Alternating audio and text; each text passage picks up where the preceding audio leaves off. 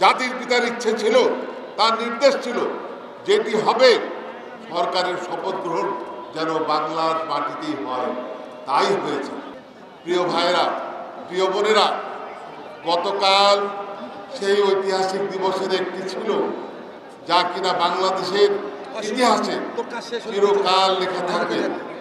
সেই দিবসটিতে মাননীয় প্রধানমন্ত্রী, বাংলাদেশ আওয়ামী লীগের সভাপতি, জাতির পিতার কন্যা, তিনি ঢাকায় জাতির পিতার স্মৃতিতে শ্রদ্ধাঞ্জলি জানিয়ে দিবসটি উদযাপন করেছেন এবং তারই নির্দেশে আমরা একটি দল মেহেরপুরের মুজিবনগরের সেই বৈদ্যনাথ তলার আম্র কাননে, যেখানে 1971 সালে অত্যন্ত অনাড়ম্বরভাবে সাধারণভাবে একটি তৎক্ষণাৎ তৈরি করা একটি মঞ্চের উপরে জাতীয় চার নেতা বঙ্গবন্ধুর নির্দেশে শপথ গ্রহণ করেছিলেন, সেইখানে আমরা উপস্থিত ছিলাম। যতবার সেখানে যাই ততবার আমি শিহরিত হই, যতবার সেখানে দাঁড়িয়ে কথা বলার সুযোগ পাই আমি আমার পিতাকে দেখতে পাই। কারণ সেদিন সেখানে সেই মঞ্চে তিনিও দাঁড়িয়েছিলেন, তিনিও শপথ নিয়েছিলেন।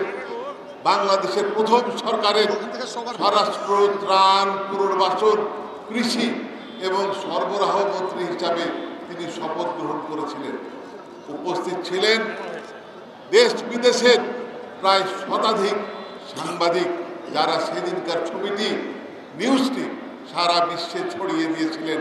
বাংলাদেশ সরকারের আনুষ্ঠানিক যাত্রা শুরু হয়েছিল এবং একটি বৈধ সরকার দেশ পরিচালনা, দেশকে মুক্তি করার সংগ্রাম আনুষ্ঠানিকভাবে শুরু করতে পেরেছিল। এই সবই ছিল জাতির পিতার নির্দেশিত পথ। জাতির পিতার ইচ্ছে ছিল, তার নির্দেশ ছিল, যেটি হবে সরকারের শপথ গ্রহণ যেন বাংলার মাটিতেই হয়, তাই হয়েছে। বাংলার মাটিতে ওইখানে যেখানে শপথ গ্রহণ হয়েছে তার থেকে মাত্র 30-35 কিলোমিটার দূরে 1757 সালে সিরাজদৌল্লা লর্ড ক্লাইভের কাছে মীর জাফরের চক্রান্তের জন্য পলাশীর প্রান্তরে পরাজিত হয়েছিলেন। বাংলার স্বাধীনতা চলে গিয়েছিল। বাংলাদেশ, বঙ্গ এবং ভারতবর্ষ ব্রিটিশদের পদানত হয়েছিল প্রায় 190 বছর। ভাগ্যের কি অদ্ভুত খেলা, সৃষ্টিকর্তার কি অমোঘ বিধান। ঠিক সেইখান থেকে মাত্র 30 কিলোমিটার পূর্বে বাংলাদেশের ভূমিতেই আবার সেখানে নতুন স্বাধীন সার্বভৌম বাংলার শপথ গ্রহণ হলো। যাত্রা শুরু করলো মাত্র 12 জন আনসার এবং পুলিশ সদস্য। গার্ড অব অনার দিয়েছিল তৎকালীন এসডিপিও, যিনি মাহমুদুদ্দিন বীর বিক্রম, তার নেতৃত্বে। কে জানতো সেই দেশটি স্বাধীন হয়ে আজকে একটি বিশাল মহিম হয়ে পরিণত হওয়ার পথে চলেছে। এবং সেদিনে সেই 12 জনের মধ্যে মাত্র 2 জন জীবিত আছেন। কালকে তাদের একজনকে আমি দেখেছি, প্রবীণ হয়ে গেছেন। আর কতদিন বাঁচবেন আমি জানি না। স্মৃতিপটে সেগুলো ভেসে উঠলো।